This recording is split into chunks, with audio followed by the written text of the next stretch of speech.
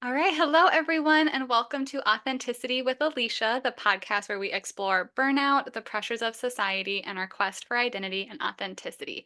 I'm Alicia, and today we are joined by Brooke Halliday. She is I'm going to get these letters wrong, so I had to write it down, a licensed professional clinical counselor, LPCC, based in Minnesota. She's the owner of Redbird Counseling, and she specializes in supporting Gen Z and millennial women with a lot of things, but really passionate about helping them with pushing back on what they're like thinking they're supposed to do and really helping them create these lives that are really meant for them. And I'm so excited because I think that is perfectly in line with this topic of authenticity. hmm And also selfishly, I'm happy she's here because we're kind of friends on Instagram lately and just like really excited to actually like talk to her face to face. So welcome, all of that to say welcome, Brooke. Thank you. I'm so excited.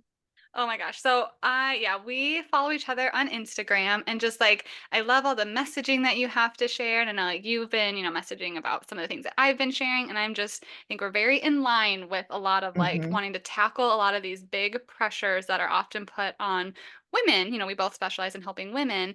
And so I'm curious, like, if you can, like, what are some of these things, like these pressures that us women, especially like Gen Z and millennial women, what are hmm these pressures? So I always go back to like the checklist that I feel like all of us were like handed at birth. That's like, okay, you're gonna get the straight A's and then you're gonna go to college, but you have to get a scholarship for college. So make sure you're working really hard and doing the extra stuff. And you're gonna go to college and you're gonna find the guy and you're gonna get married and buy the house and have the kid and then, have this ideal life. And like that's what you're supposed to do. And so like everything that goes with that whole checklist I'm finding for a lot of my clients doesn't feel good. Mm, And so as I sit and was like listening to stories, I was like, oh no, this has to change. Like yeah. we either have to throw the checklist out or get a new one for people. And so that's kind of how I drifted that way because I was like, this is an issue for a lot of people. Definitely. And I love that, like, I mean, I guess for some people, it literally is a physical checklist, but it's hmm almost like these milestones, these timelines where it's like, okay, once I reach this, I can cross this off my list and move on to the next thing. Yes. And for some people, that's wonderful if you're able to, if that's in line with your motivations and your goals. But for some people, we get extra things thrown in there, or we may not want to do something on that checklist. And then we have all this guilt and pressure and questioning ourselves and doubt and all these other things. Yes. And so that is a great way of like putting that, I think, easy to understand. hmm Awesome. What do you think is like specifically about the Gen Z and millennial generation? Like, 'cause that's an area that you specialize in. Like, are there certain things hmm about that generation that are maybe like just unique to us? So I think about like the world that I was coming up in. And so I was born in 92. And so I'm like kind of smack dab in the millennial generation and all of the things that we either experienced ourselves or watched our parents go through. Like I was talking to somebody the other day about how like the computer lab and the internet like wasn't a thing until I was in like third grade or something where you'd like go and Yes. practice your typing and all of that. And so like that coming and then cell phones and then texting and then social media and it's just like all of these things factors put on us and like it's a lot of resources that our parents didn't have access to and it's a lot of knowledge and information that generations before us didn't have and I think we can no longer turn a blind eye to the issues in society and we now have resources to do something about that and so millennials gen z are going to have to decide are we going to be the cycle breakers or are we just going to pass the buck to the next generation and so I think a lot of people are really starting to step up and do the hard work of what's a boundary and what's a life I want to live and what's Mhm. sustainable and some of these harder questions that nobody's ever took the time to ask Mhm. partially because of resources and partially because who wants to be the one that's like pushing back and like being outside of your like dominant group of people and we're just I think we're at a crossroads right now. I think you're spot on. And I wonder, you mentioned social media, and I'm a big believer in everything has pros and cons. And so do hmm you feel that like social media has almost like put it at the forefront? Because I'm thinking like there are probably people in older generations who maybe didn't fit that checklist and wanted to speak up and break the mold. But if we didn't, before social media, it was almost like, oh, I'm alone in this. I need to hide Mhm. this. I don't have these resources, this community. And with social media, like everything's on the forefront for better or worse. Yep. And we're hearing people speak out a little bit more and we're saying, hey, I had that thought. I'm not the only one thinking that. Do you think that has anything to do with that? I think community is a big thing, and we can't underestimate that, and so social media really can do that. I think there can be some detriments to social media, but like you said, you and I met on social media, and so I actually, like, took some time off from social media a few years ago, and I've been getting back into it more recently, and I have been making a point to use it as a way to connect with people and form relationships with like-minded people, and so I think it's comes down to, like, the intention behind social media and the Thousand. boundaries you can put in place with it. 1000%. Yeah. I mean, I work a lot with, burnout and imposter syndrome. And, I work with these similar generations. And it's like, it's hard to like stay connected without social media because it's such the Mhm, norm in our society, but it's also easy to get roped into the comparison game and only sharing these positive things and then saying, oh well, this person has it so and so, like something must be wrong with me. And I always use that word intentionality because it really is, it's how we use it.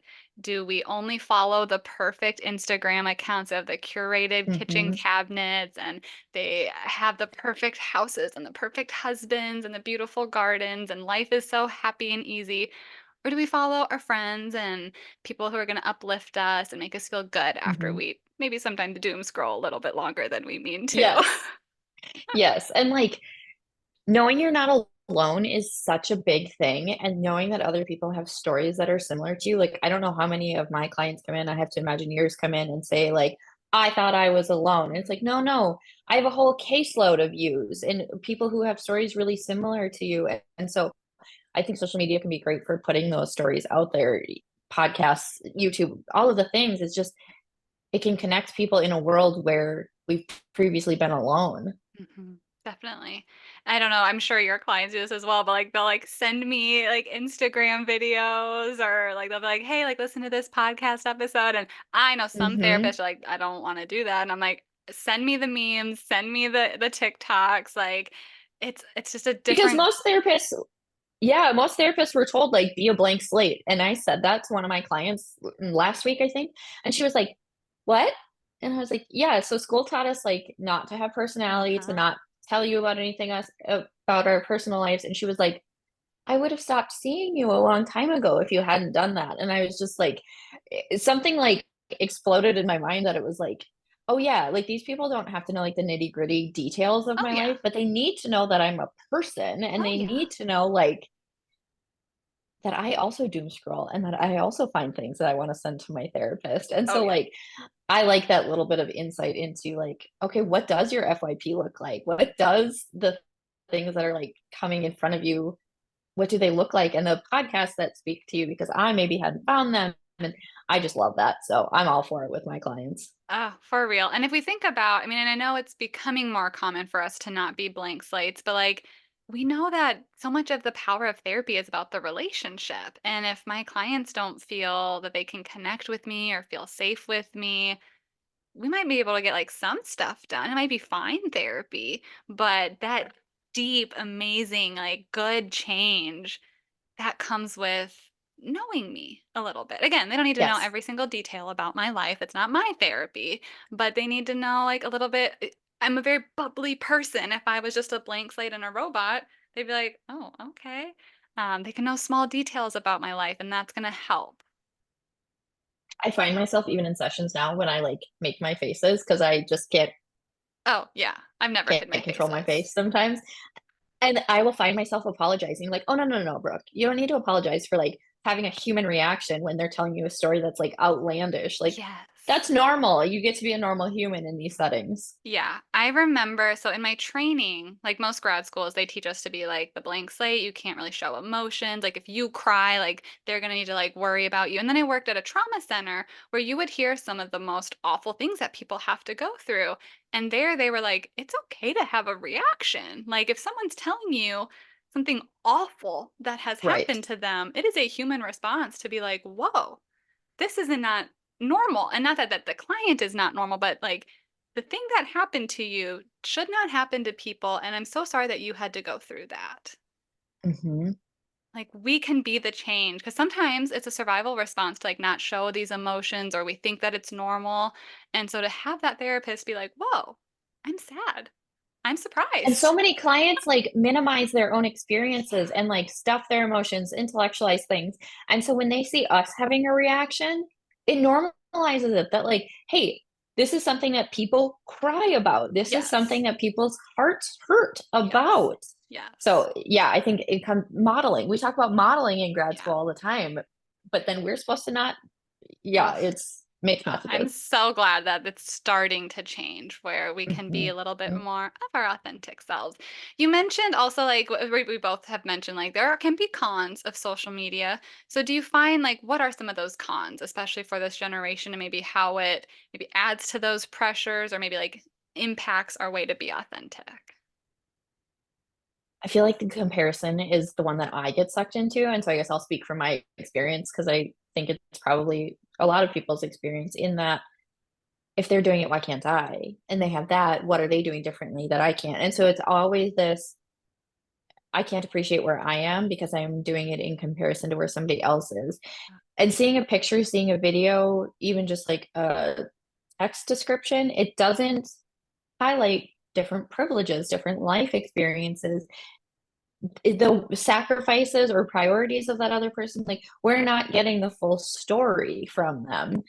And like, I know it's kind of cringy to also put out there like the negative stuff, like, oh, I'm having a depressive episode. Like, I don't have anything to put out there. So like people aren't putting that stuff out there, Yeah. not because they can't, but because, there's the stigma of, well, it's cringy or nobody wants to see that or it's not interesting. And so like we really do get this curated highlight reel of all people's successes. Mhm. And it's just like, that's not our reality. Like, I'm happy that Right. people have those successes and I want to, celebrate those with folks, but we also have struggles and it's okay Yes. to acknowledge those. I know I don't want to speak for you, but like as an observer to your Instagram and it's something that I'm intentional about is appropriately sharing some of those struggles, right? We both have to be, kind of walking the line of how much is too much to share on a professional Hmm. account, but I'll be like, "Hey, I'm having a nothing day where I have no motivation and all I'm going to do today is lay on my couch." Like, and I like to think that I'm a pretty, motivated, successful, high achieving person. And I have nothing days where some days I'm going to be a couch potato. And I want to show people that because I don't want them to just see the successes of my business. I want them to know I've had imposter syndrome. I have had struggle days. I've had things not work out the way that I hoped them to. I create beautiful plans and sometimes they don't work out, and that's okay. This word lazy, when people come in, Mm, it is such a triggering word for so many people because it is used so derogatory. Well, you're yeah. so lazy. Why didn't you work harder? Why didn't you, whatever it is? And so people come in and they'll say, like, I am lazy. It's like, Mm, are you though? Like, you maintain a job, you maintain friendships. Like, how is any of that lazy? Like, mm. all of those things take work and effort. Just because you lay around one day and don't get off your couch doesn't mean you're lazy. Ugh. Are there like other labels that you hear folks use a lot that like we maybe like internalized? Lazy is a really big one. Unmotivated. Oh. I hear a lot of unmotivated, and sometimes it's related to mental health symptoms like depression, ADHD, even. But it's almost like that, like paralysis. There is so much to do. I don't know Mm, where to start. And so I think unmotivated, lazy, I don't think it's looking deeper at like, but what are you doing on all the other times? And what are all the pressures you're trying to manage? And so, like, those ones I hear a lot mm, with people judging themselves. And like, a lot of times when I'm like, whose voice is calling you lazy? ugh, Like a little IFS there. It ugh, is never their voice. It is no. mom, dad, grandpa, sister, aunt, uncle, whoever, Mhm. but it's never their voice. I've never once had somebody tell me it was their own voice. Yeah. Yeah, it's these things that like we've either like subconsciously or consciously heard from these other people, and now there is this thing that says, hey, if I don't want to work on something, that means I'm lazy or unmotivated. And I think Yep. that lazy is one that I've heard for a couple years. That motivation is like a piece that I'm hearing more recently, because it's like, Mhm. and yeah, I've been fascinated by that, because I'll often go with like, well, do you get like enjoyment from that? Like, look at all these other things you're doing and you're tired. And, it doesn't mean that maybe you're not motivated, but there are these tasks that we don't really like to do. And, we've maybe seen other generations just like push through and do them. And now we're like Mhm. in this weird limbo too of, I think a lot of our generation is we're exploring our joy and our needs and our wants and what we want to take from the previous generations and then what we want to change. And it's like, oh, like, but I don't want to do this. And now I feel unmotivated because other people did it. And I'm like, let's explore this. How many I mean, you probably don't have a number, but, like, how many of your clients come in and when you're like, "Oh, what do you like to do?" And they're like, "I don't know." Oh, yeah, like, I think I only had, like no one has hobbies. No "Nope." one, like, and I think even, like, the language, because 'cause I'll often, like, assess for, like, coping tools and self-care Mhm. strategies, and I go, "I don't do anything." And then I'm like, "Well, we do, we just might not be intentional about it." And it's like, "Oh, like, here are these things," and kinda, like, strengthening those. But, yeah, I know so many, like, grown adults who we've done this checklist, right? We've got the good grades, we got into good colleges, we got these amazing jobs. I'm like, There's "Oh," like, never been time to foster the interest in things no, outside of the checklist, no. the tangible things, and then once you reach the end of those tangible things, it's like falling off a cliff because you don't Mhm. have anything else to do with your time. Oh my gosh, spot on. I know so many folks who are like that transition phase where like, "Oh, I got the job, now what?"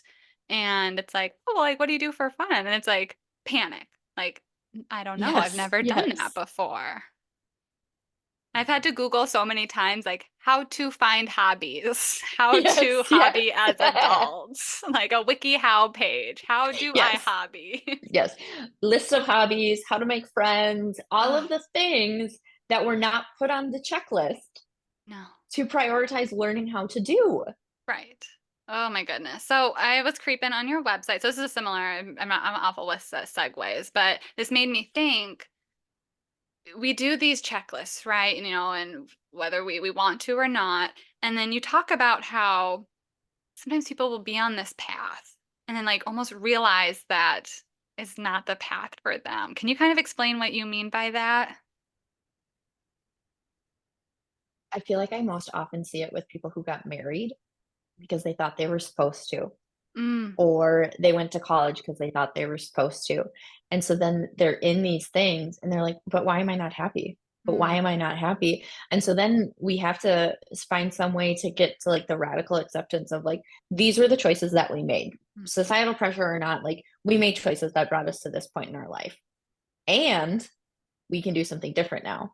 Yeah. So if you married somebody who is not the partner that you want to spend the next however many years with, if this is the degree that you don't want to do anything with, like, yep, you put a lot of time into it, you put a lot of Mhm. money into it, both marriages and college, Mhm. technically. You can do something different. You can start Yeah. over. If this doesn't work for you, you can literally do something Mm, different tomorrow. You can yeah. tear your life down and build it back up in a way that is in alignment with who you know yourself to be now. It doesn't Mm. have to all be based on the 18-year-old you who was pushed to make choices about college or relationships or whatever it was at the time. So just like really giving yourself permission to break free from the checklist a little bit. It still Yes. blows my mind how much pressure is put on an 18-year-old to figure out what you want to do with your whole life, spending tens of thousands of dollars Oh my on this. gosh, And I'm yes. like, and then we wonder, sarcastic voice, if you're listening and not watching my face right now, why so many 20, 30, 40-year-olds, 50-year-olds are like, oh, maybe I didn't want to do this. Well, no, duh. I'm so a different person than I was at 18. I was thinking the other day, like, if I could bottle up the confidence I had at 16, 18, 20, like, I would be unstoppable right now, but somewhere that confidence got lost along the way. Like, it's just, but like, so you're told to do this your whole life. you're told that you're going to make all these choices. And so you get to these ages and you're like, yeah, I got this. I can do this. And then the further I got into my 20s, I was like, I should have taken a gap year and then I should have Yeah. worked and then I should have found my interests and then I should have gone to college at like 25, maybe. Mm-hmm. Yeah, no, it blows my mind. And then it's like we internalize it then instead of realizing, hey, there's all this pressures and this checklist of things. I know often in the work that with the people I work with, they're like, there must be something wrong with me because I don't like the Mm-hmm. work that I'm doing. Oh, maybe I'm not cut out for this. And it's like, whoa, whoa, whoa. These are some strong I statements. Mm-hmm.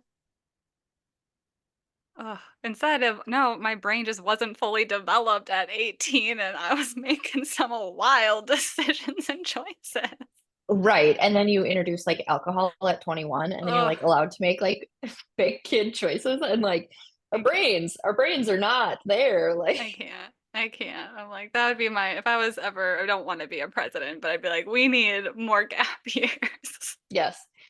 Literally anytime somebody comes, like a high school kid comes into my office and they're like, yeah, I don't really know what I want to do. It's like, that's fine. That's fine. If nobody in your life is telling you that's fine, like, please know.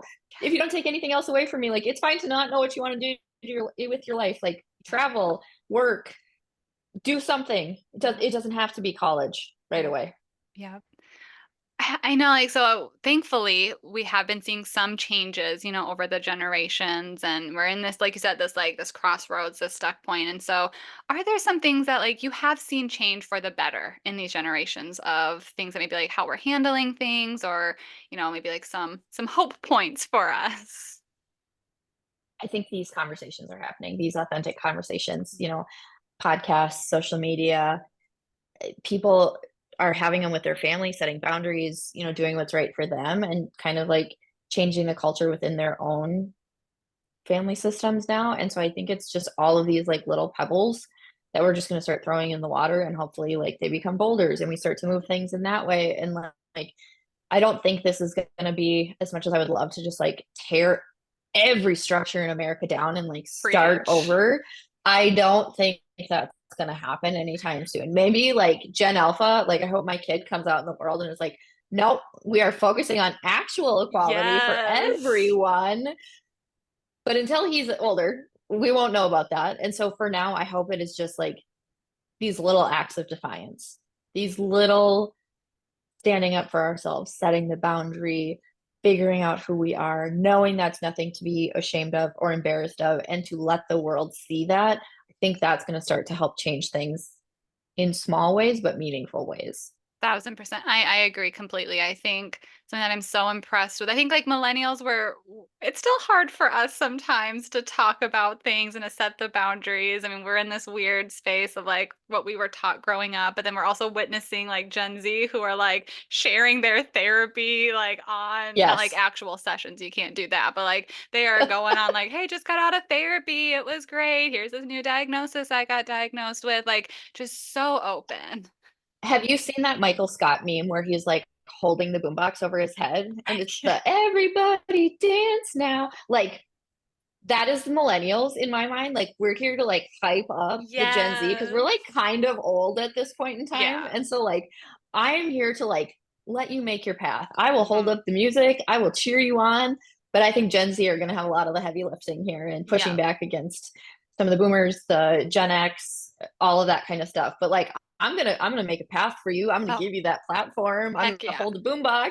Heck So yeah. I'm gonna try to take any of the load that I can off for you. yep, Like, but yeah, no, yep, I agree completely. So I think like we're getting better thanks to like we're learning hmm, from Gen Z. But yeah, I think people are yes, sharing more. And when we share, it takes away the shame and the stigma and the feelings of alone. And I'm seeing glimpses of the change. I agree with you completely as they're small, but they're powerful, they're meaningful, and they're gonna hmm, ripple into even the generation below. And like it's hard work to break these cycles, but it is possible. yes. Ugh. Well, I could probably talk all day about this stuff. I know it's something that we're both very passionate about. I also know you've got a little one to take care of as well, so I want to be respectful of your time. One thing that I like to ask folks is, how have you been practicing authenticity lately? Feel like authenticity is a choice a lot of days, right? Like we have to Ugh, like choose to lean into that. Um, And so for me, it's been a lot of like intentionally like stripping down the armor of that I've put on myself over the years with perfectionism and checklists and do all the things and keep all the emotions to yourself. And so I've been trying to be really intentional about sharing my emotions with my husband. Sometimes I'm the well, I'll just deal with it myself. I don't want to put any more on you. And so Oh, I've been trying to be more intentional about sharing that. Showing up on social media with my face, that is not natural, normal, or comfortable for me. And so I've been like intentionally like, I'm yeah. getting out there and I'm doing this. Because I think it's good for people to show them like show up as you are. Mhm. Just show up. That's enough to show up. And so I'm trying to walk the walk if I'm gonna talk the talk. Yeah. Literally the I'll just take care of this myself. It's like you were in my own therapy session because that's what I'm working on with my therapist. So again, it's this You millennial just woman thing. it is a millennial woman thing of like, we'll just deal with it all. We'll just take it all Literally. on.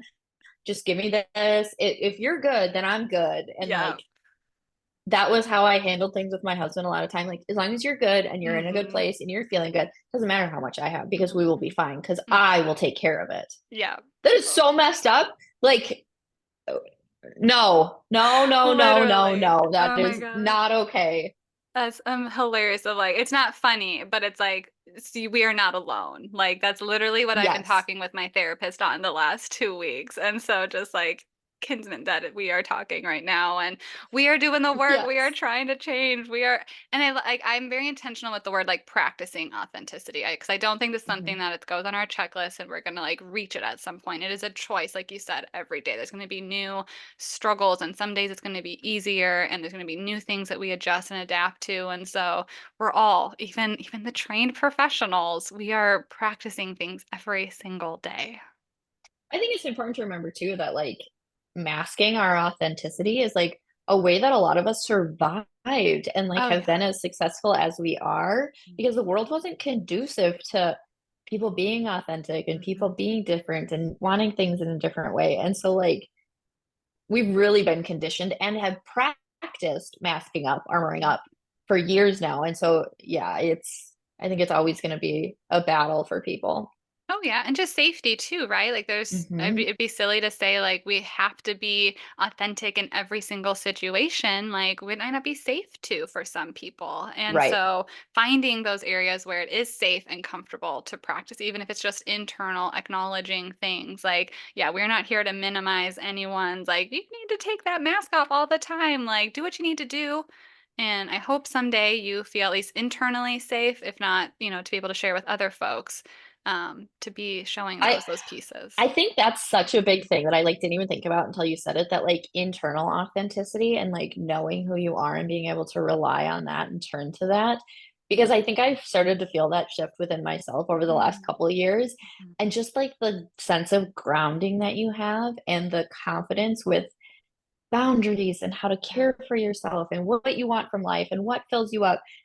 It changes when you know who you are and when you can acknowledge the authentic self and, like, it's huge. It's yeah, game changing. yep, yep.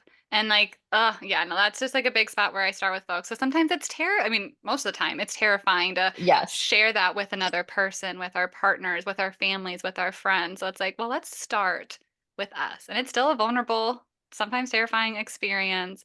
But yeah, it's hard to say, well, just set boundaries with people when we don't know what boundaries, what's important to me, what do I want, how do I feel? Mhm. Yeah, there is so much work that goes into, like, all of the therapy terms that you hear talked about in, like, the mainstream. Like, it is not as simple as, like, "Yep, I'm gonna set a boundary," or "I'm gonna be a cycle breaker." Like, no, no, no. We gotta, like, start by, like, figuring out who you are and what's Mhm, important to you because mhm. that's how change is sustainable. Yeah, for sure. Well, thank you so much, Brooke, for sharing some of your story and the work that you do. It is so important for so many folks. And then you've got an amazing website, and so she's licensed in Minnesota, which is my favorite state ever. Another way we bonded. So go check her out. I'm going to post her Instagram and her Facebook or her website all in the section. So thank you so much, and I hope folks can get to see your authentic self on Instagram. Thank you so much. I appreciate you having me on. All right, folks. Well, until next time, take care of yourselves and each other. And remember that the world needs the real you. So let's explore that authenticity together.